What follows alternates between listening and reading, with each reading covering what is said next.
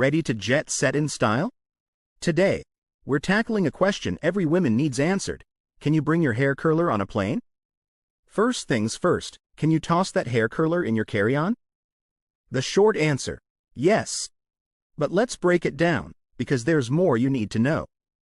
We've got your trusty corded curlers, some sleek cordless options, and even this butane-powered beauty. Let's see what flies and what needs to stay grounded. Corded curlers are good to go in both your carry-on and checked baggage. No worries there. Now, let's talk cordless. This butane-powered curler is a game-changer, but can you take it on a plane? The answer is yes, but only in your carry-on. And make sure that safety cover is on tight. Remember, no extra cartridges allowed. Let's see how these beauties hold up under real airport security.